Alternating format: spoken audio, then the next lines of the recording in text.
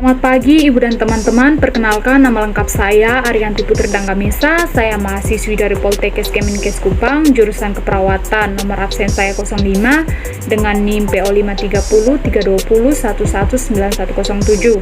Pada saat ini saya akan menjelaskan kepada teman-teman tentang pengelolaan pasien dengan gangguan kebutuhan oksigen, patologis, sistem hematologi pada penyakit anemia. Selamat menyaksikan. Selanjutnya kita masuk kepada anemia yang merupakan masalah kesehatan yang mempengaruhi jutaan orang di negara-negara yang berkembang dan tetap menjadi tantangan besar bagi kesehatan manusia. Prevalensinya anemia itu diperkirakan 9% di negara yang maju, sedangkan di negara yang berkembang itu prevalensinya 43%. Anak-anak dan wanita itu usia subur merupakan kelompok yang paling beresiko untuk terkena anemia. Prevalensinya terutama paling tinggi itu di negara yang berkembang karena faktor defisiensi diet dan juga kehilangan darah akibat parasit itu dapat membawa dampak yang besar terhadap kesejahteraan sosial, ekonomi, serta kesehatan fisik. Sementara WHO dalam Worldwide Prevalence of Anemia melaporkan bahwa total keseluruhan penduduk dunia yang menderita anemia itu adalah 1,62 miliar orang yang prevalensinya pada anak-anak sekolah dasar 25,4% dan 305 juta anak sekolah di seluruh dunia menderita anemia menurut WHO 2013.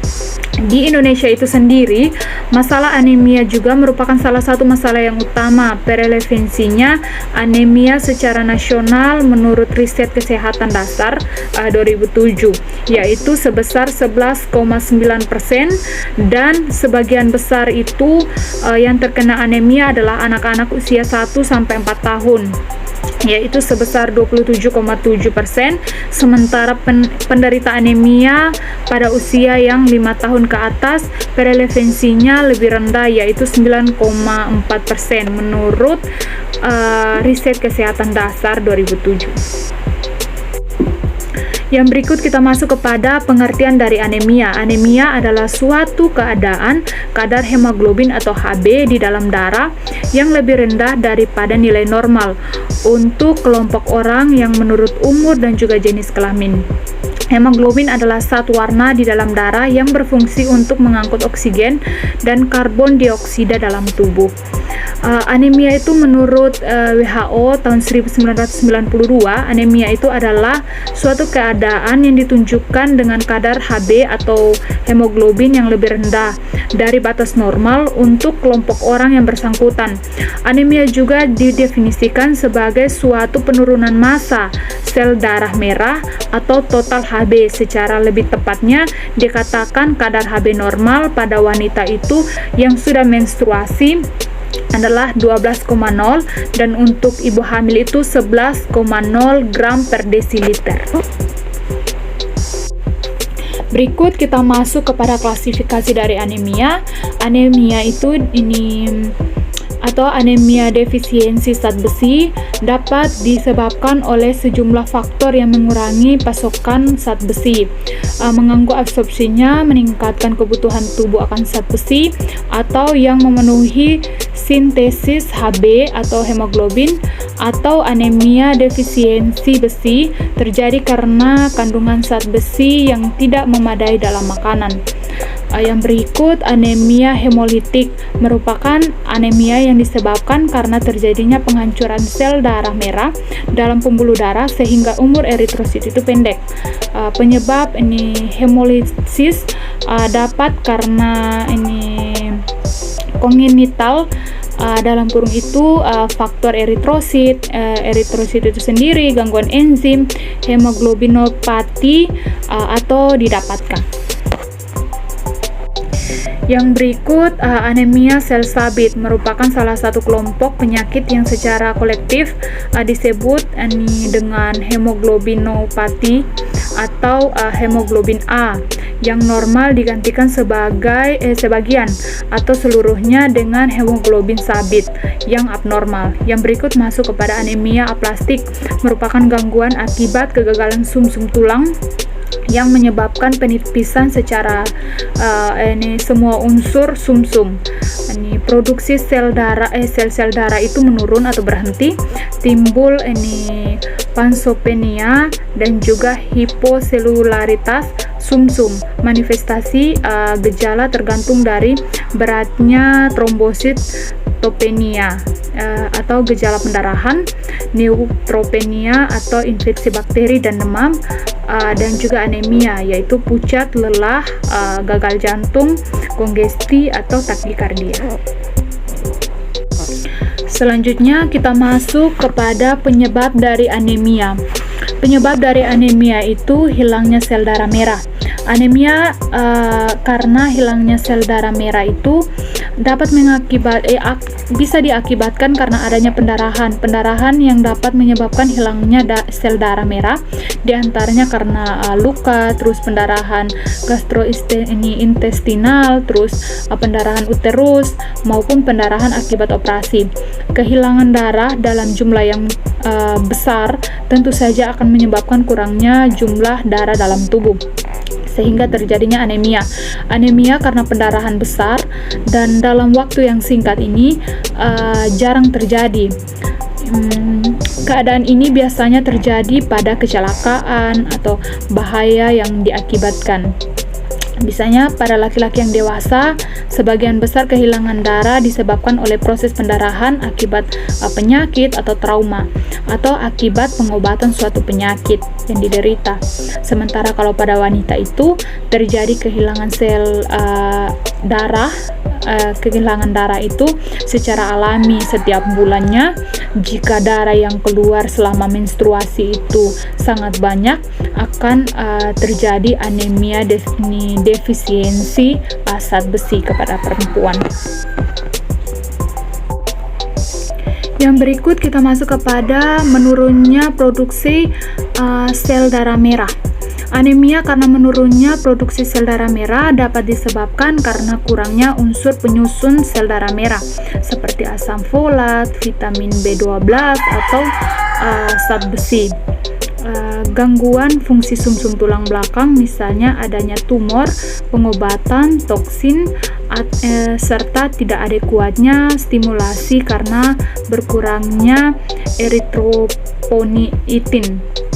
Misalnya pada penyakit ginjal kronis, jumlah sel yang diproduksi dapat menurun ketika terjadi kerusakan pada daerah sumsum tulang belakang, atau bahkan bahan dasar produksi tidak tersedia. Setelah itu yang berikut itu meningkatnya destruksi atau kerusakan sel darah merah. Anemia karena meningkatnya destruksi atau kerusakan sel darah merah dapat terjadi karena overatifnya res, meningkatnya destruksi sel darah merah dan tidak adekuatnya produksi sel darah merah biasanya terjadi karena faktor-faktor berikut. Contohnya, kemampuan respons sumsum belakang itu terdapat penurunan sel darah merah kurang karena meningkatnya jumlah retikulosit dalam sirkulasi darah, meningkatnya sel darah merah yang masih muda dalam tulang sumsum dibandingkan yang matur atau matang, dan ada atau tidaknya hasil destruksi sel darah merah dalam sirkulasi seperti meningkatnya bilirubin.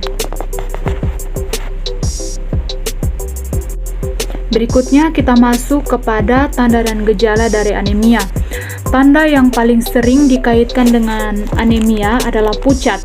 Keadaan ini umumnya diakibatkan dari berkurangnya volume darah, berkurangnya hemoglobin, dan vasokonstriksi untuk memaksimalkan pengiriman O2 ke dalam organ-organ vital. Warna kulit bukan merupakan indeks yang dapat dipercaya untuk pucat.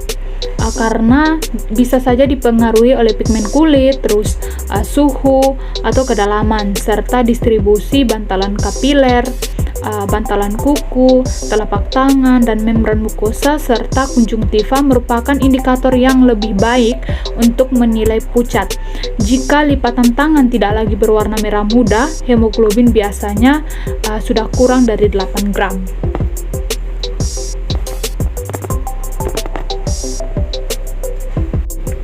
Yang berikut gejala anemia secara umum menurut University of North Carolina 2002 dan juga Briawan 2014 adalah cepat lelah, setelah itu pucat, kuku, bibir, gusi, mata, kulit kuku dan juga telapak tangan pucat. Jantung berdenyut kencang, setelah itu saat melakukan aktivitas ringan, napas tersenggal, setelah itu atau pendek saat melakukan aktivitas ringan, nyeri dada, pusing, mata berkunang-kunang, cepat marah, mudah rewel kalau pada anak, dan juga telapak tangan itu dingin atau merasa mati atau mati rasa. Selanjutnya kita masuk ke patofisiologi dari anemia. Sel darah merah atau eritrosit tidak memiliki inti sel. Ini mitokondria atau ribosom. Sel darah merah tidak dapat berproduksi atau melakukan fosforilasi oksidatif sel atau sintesis protein. Sel darah merah mengandung protein hemoglobin yang mengangkut sebagian besar oksigen dari paru ke seluruh tubuh. Hemoglobin menempati sebagian besar ruang intrasel eritrosit. Sel darah merah diproduksi dalam sumsum tulang yang berespon terhadap faktor pertumbuhan hemopoietik dan juga terutama eripoietik, dan memerlukan zat besi, asam folat, serta vitamin B12 untuk melakukan sintesis. Selanjutnya kita masuk kepada pemeriksaan penunjang. Pemeriksaan penunjang ini menurut Soepaman 2001 didasarkan pada jenis-jenis anemia, yaitu yang pertama ada anemia aplastik.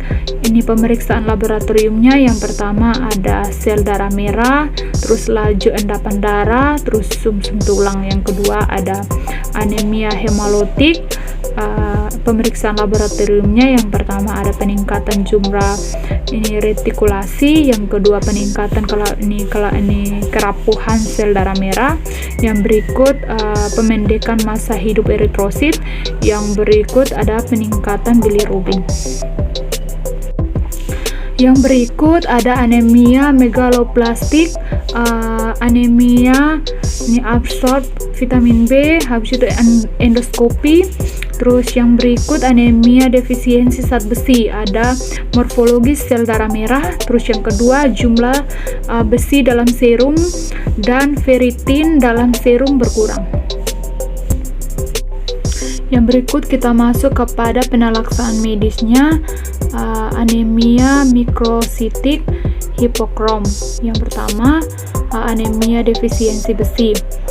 Untuk mengatasi penyebab pendarahan kronik, yang pertama ada ferrosulfat 3x3 25 mg secara oral dalam perut kosong.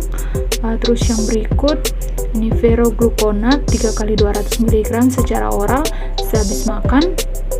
Setelah itu iron dextron mengandung V50 mg diberikan secara intrakutan, mula-mula itu 50 mg, kemudian 100 sampai 250 mg tiap 1 sampai 2 hari sampai dosis percobaan.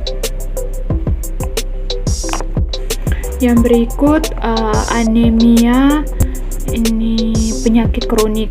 Terapi utama ditunjukkan pada anemia pada penyakit dasarnya.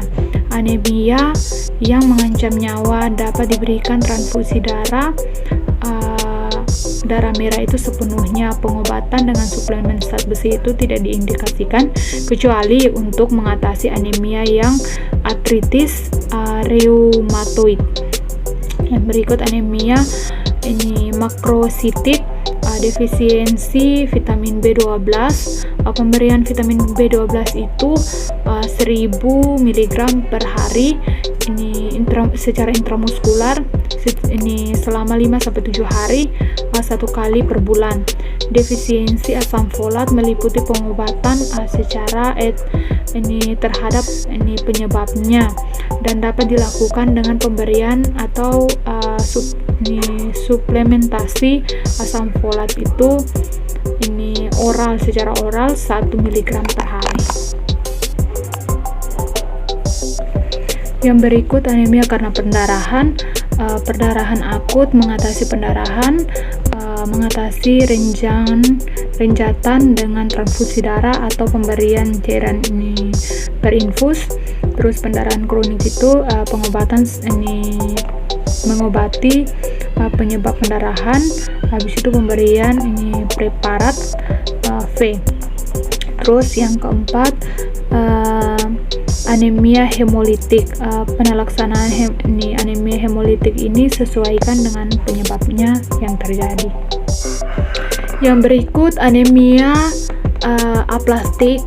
Ini tujuan utama dari terapi adalah pengobatan sesuaikan dengan etiologi dari anemianya. Berbagai teknik pengobatannya yang dilakukan seperti yang pertama ada transfusi darah, yang kedua ada atasi komplikasi itu dengan antibiotik atau hygiene agar mencegah terjadinya infeksi. Terus yang berikut pemberian steroid dengan dosis yang rendah. Setelah itu yang berikut pemberian androgen. Setelah itu pemberian imunosupresif. Setelah itu melakukan transplantasi sumsum. Yang berikut kita masuk kepada kasus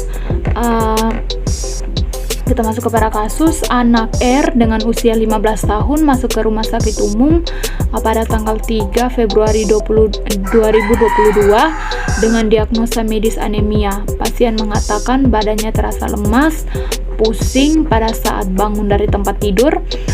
Klien juga mengatakan badannya lemas, nafsu makannya menurun, sekali makan hanya bisa menghabiskan 3-4 sendok makan, cepat kenyang. Setelah makan itu cepat kenyang. Setelah itu berat badannya saat ini 30 kg. Saat pengkajian didapatkan konjungtivanya tampang pucat, bibir pucat, kulit kotor, rambut kusam, bau keringat. Dengan TTV-nya suhu 36 derajat Celcius, nadinya 62 kali per menit, dan pernapasannya 28 kali per menit.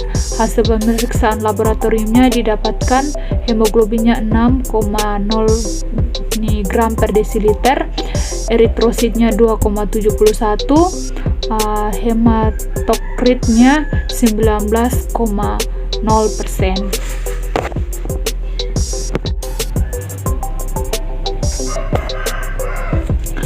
Masuk kepada pengkajian, data fokusnya, data subjektif.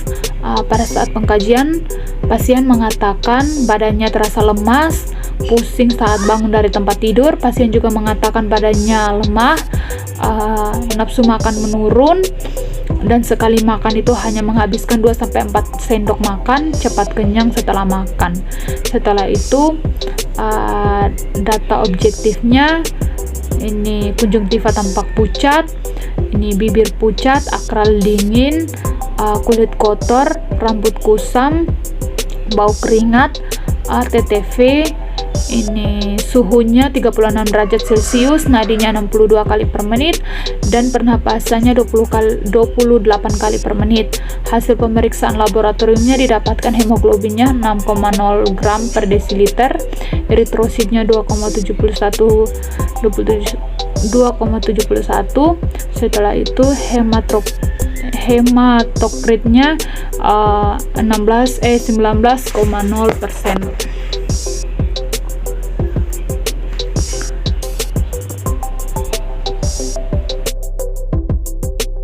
Selanjutnya kita masuk kepada diagnosa keperawatan, analisa data.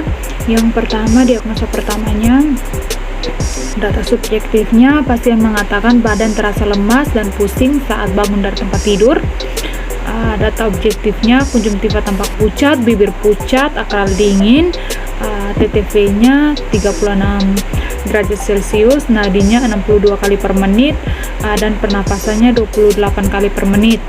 Pada pemeriksaan ini laboratoriumnya, hemoglobinnya 6,9 gram per desiliter, eritrositnya 2,71, hematokritnya 19,0%. Setelah itu etiologinya penurunan konsentrasi hemoglobin, problemnya ini perfusi perifer tidak efektif.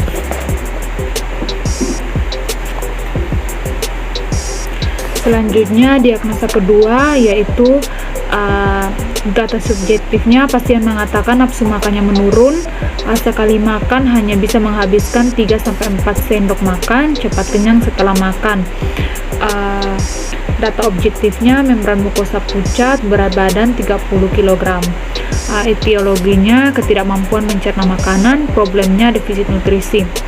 Diagnosa yang ketiga, data subjektifnya pasien mengatakan badannya terasa lemas. Data objektifnya kulit pasien kotor, setelah itu rambutnya kusam dan bau keringat. Etiologinya kelemahan fisik, setelah itu problemnya defisit perawatan diri. Selanjutnya kita masuk kepada diagnosa keperawatan. Diagnosa pertama, perfusi perifer tidak efektif berhubungan dengan penurunan konsentrasi hemoglobin. Diagnosa kedua, defisit nutrisi berhubungan dengan ketidakmampuan mencerna makanan. Yang ketiga, defisit perawatan diri berhubungan dengan kelemahan fisik.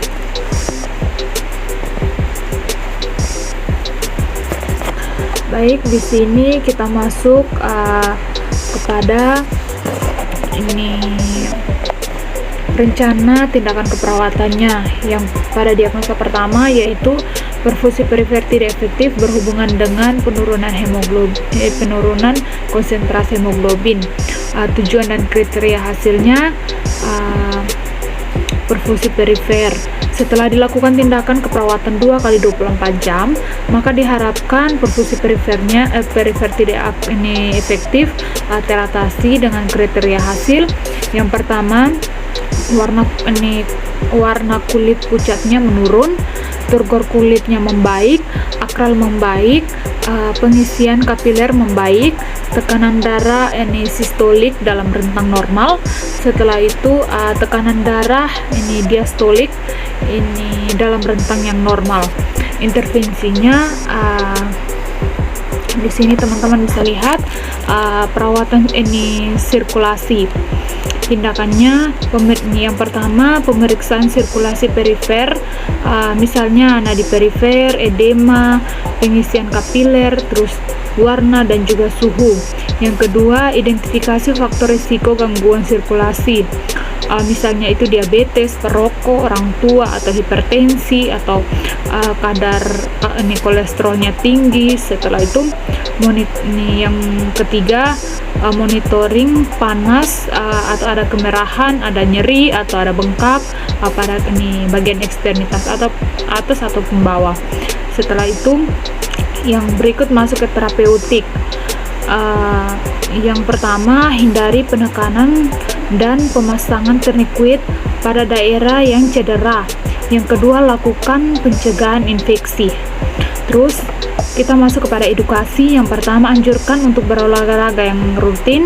Terus yang kedua, anjurkan untuk minum obat pengontrol tekanan darah secara rutin.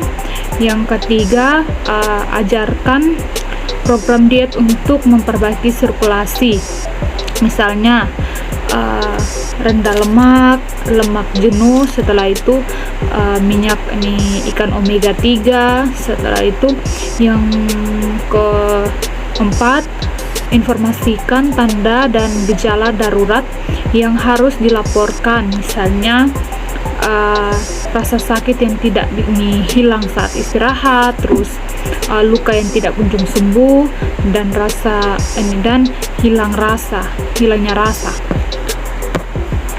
Setelah itu masuk kepada diagnosa yang kedua. Diagnosa yang kedua ini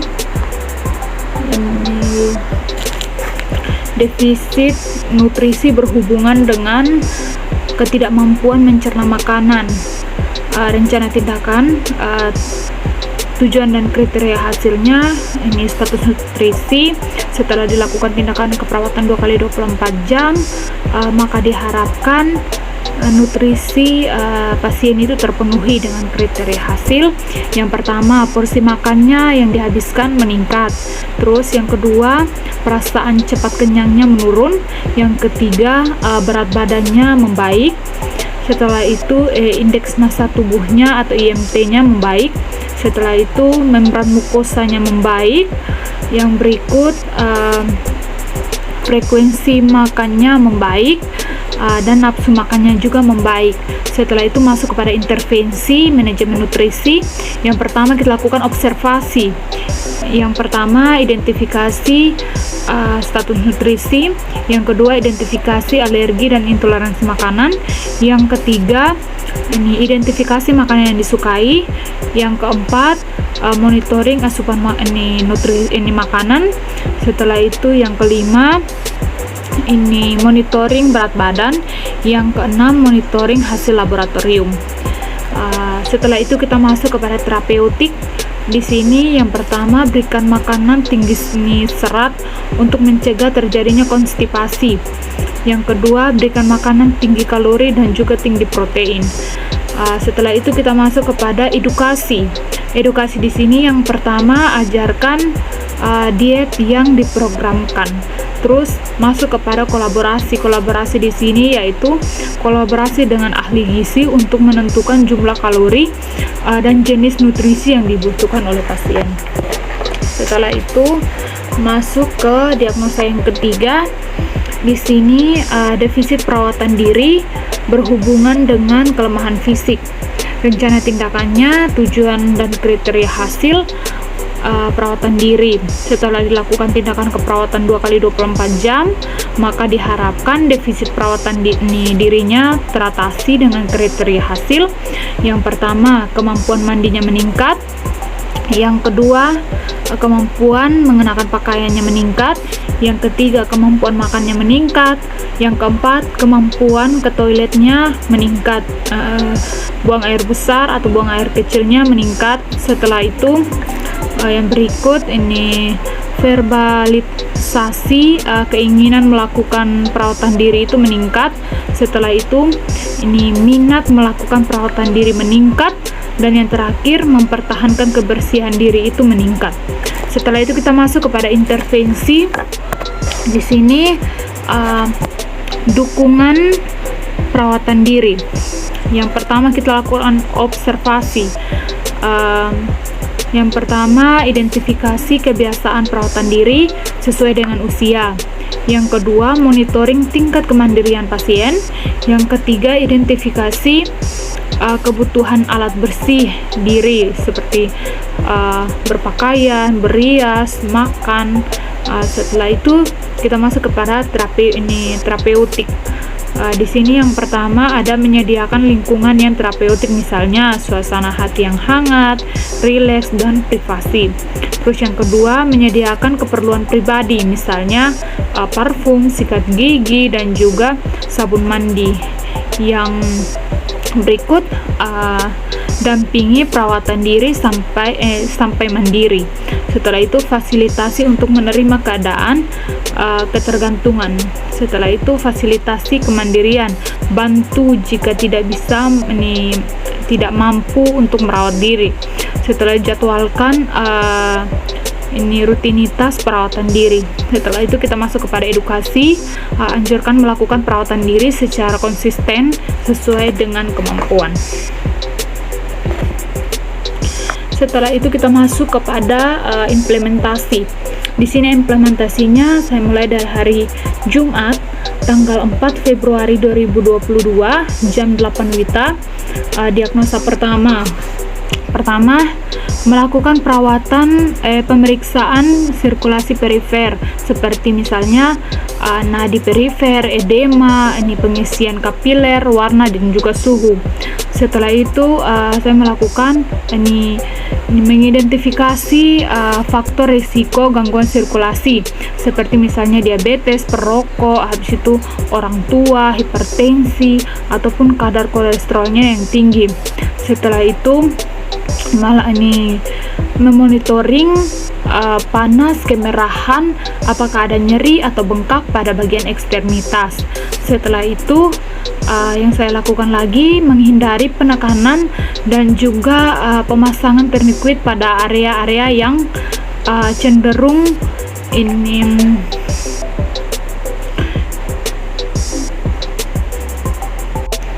yang cedera. Setelah itu menganjurkan berolahraga yang rutin, dan pada jam 11.12 WITA menganjurkan minum obat pengontrol tekanan darah itu secara rutin. Setelah itu menganjurkan program diet untuk memperbaiki sirkulasi misalnya rendah lemak jenuh. Setelah itu minyak ikan omega 3. Setelah itu pada jam 13.00 WITA menginformasikan tanda dan gejala darurat yang harus dilaporkan, misalnya merasakan sakit yang tidak hilang saat istirahat. Setelah itu luka yang tidak kunjung sembuh, dan juga hilangnya rasa. Setelah itu masuk kepada hari Jumat di tanggal 4 Februari 2022 jam 9.00 WITA. Diagnosa kedua yaitu yang pertama mengidentifikasi status nutrisi pasien. Terus yang kedua mengidentifikasi apakah ada alergi atau ada intoleransi makanan. Setelah itu mengidentifikasi makanan yang disukai. Setelah itu memonitoring asupan makanan. Setelah itu memonitoring berat badan. Setelah itu memberikan makanan yang tinggi serat untuk mencegah terjadinya konstipasi. Setelah itu pada jam 10.30 memberikan makanan tinggi kalori dan juga tinggi protein. Setelah itu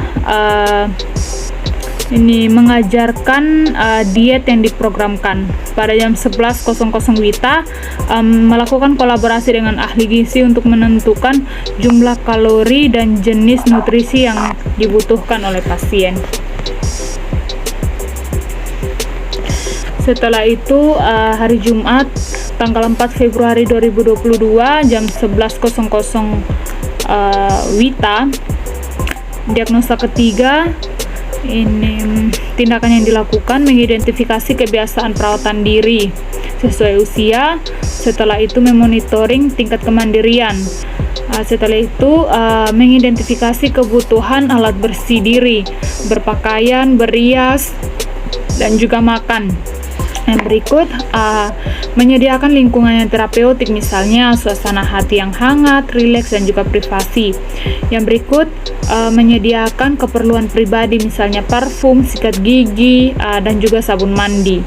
Setelah itu mendampingi perawatan diri sampai mandiri. Setelah itu memfasilitasi untuk menerima keadaan ketergantungan.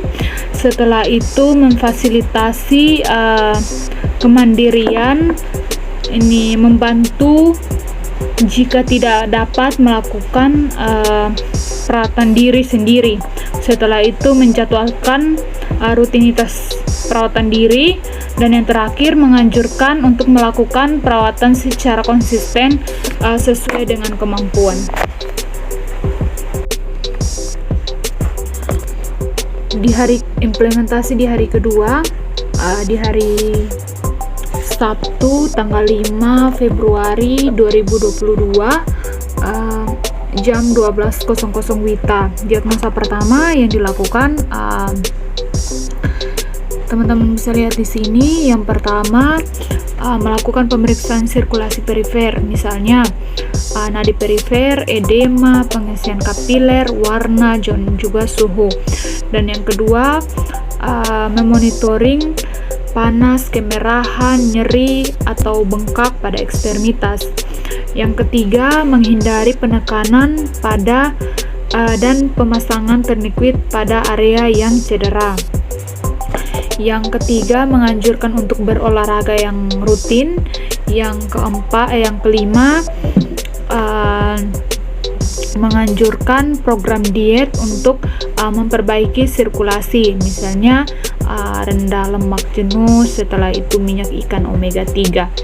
Yang keenam, menginformasikan tanda dan gejala darurat yang harus dilaporkan, misalnya rasa sakit yang tidak hilang saat pasien mau istirahat, setelah itu luka yang tidak kunjung sembuh, dan juga hilangnya rasa. Setelah itu di hari Sabtu tanggal 5 Februari 2022 jam 13.30 WITA dengan diagnosa kedua. Implementasinya yang pertama mengidentifikasi status nutrisi pasien, yang kedua mengidentifikasi alergi dan intoleransi makanan, yang ketiga mengidentifikasi makanan yang tidak disukai pasien, yang keempat memonitoring berat badan, setelah itu memberikan keenam, memberikan makanan tinggi serat untuk mencegah konstipasi. Setelah itu yang ketujuh, memberikan makanan tinggi kalori dan juga tinggi protein. Yang kedelapan, mengajarkan diet yang diprogramkan. Yang kesembilan, melakukan kolaborasi dengan ahli gizi untuk menentukan jumlah kalori dan juga jenis nutrisi yang dibutuhkan. Setelah itu di hari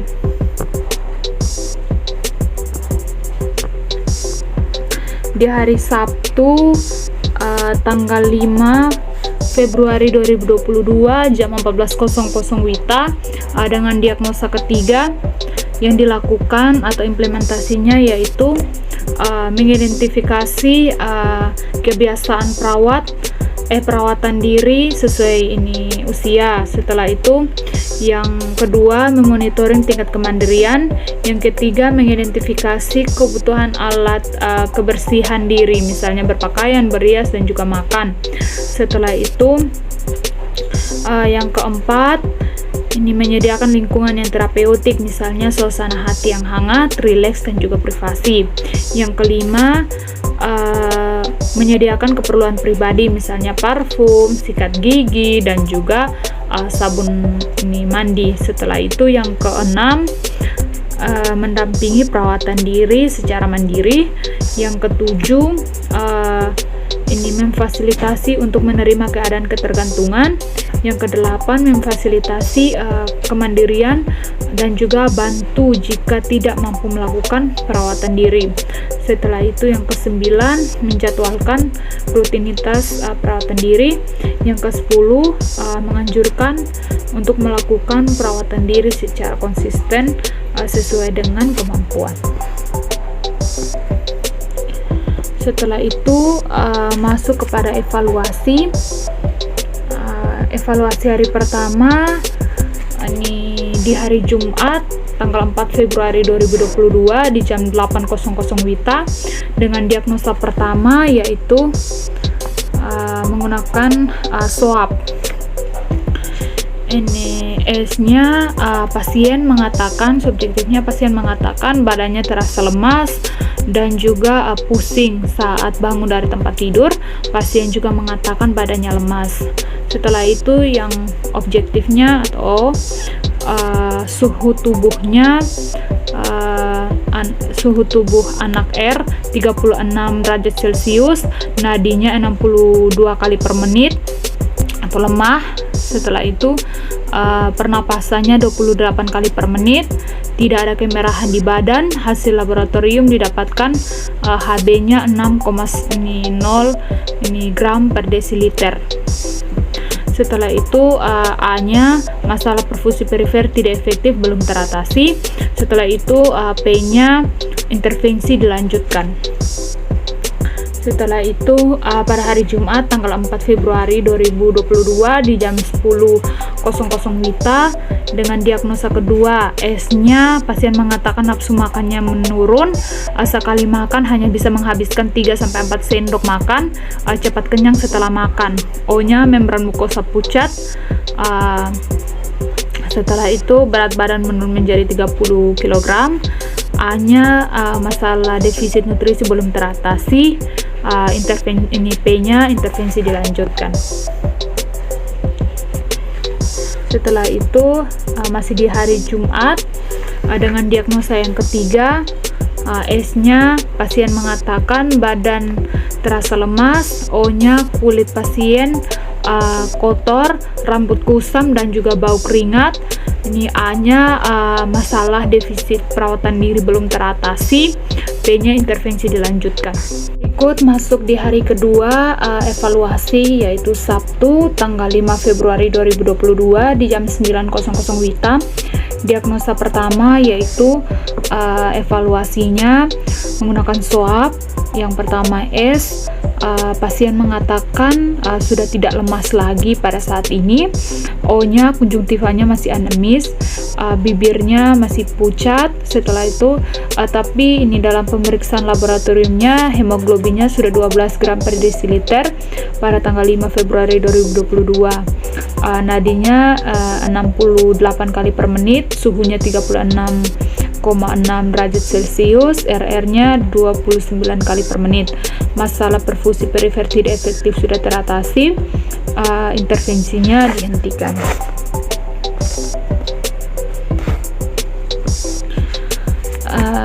Yang berikut Sabtu tanggal 5 Februari 2022 jam 10.30 WITA dengan diagnosa yang kedua menggunakan swab. Yang pertama ini S, pasien mengatakan sudah tidak lemas lagi. O-nya, pasien sudah dapat menghabiskan porsi makannya yang diberikan sedikit demi sedikit tetapi habis. Sudah bisa lebih dari 3-4 sendok makan. Setelah itu A-nya, masalah defisit nutrisi teratasi. P-nya, intervensi dihentikan. Setelah itu yang terakhir Sabtu tanggal 5 Februari 2022 di jam 11.25 WITA dengan diagnosa ketiga menggunakan swab. S-nya, pasien mengatakan sudah tidak terlalu merasa lemah. O-nya, kulit pasien tampak bersih dan juga pasien sudah tampak rapi, harum, rambutnya sudah tidak kusam lagi dan sudah tidak bau keringat. Setelah itu A-nya, masalah defisit perawatan diri sudah teratasi. P-nya, hentikan intervensi. Sekian dari presentasi saya. Saya ucapkan terima kasih banyak. Semoga bermanfaat.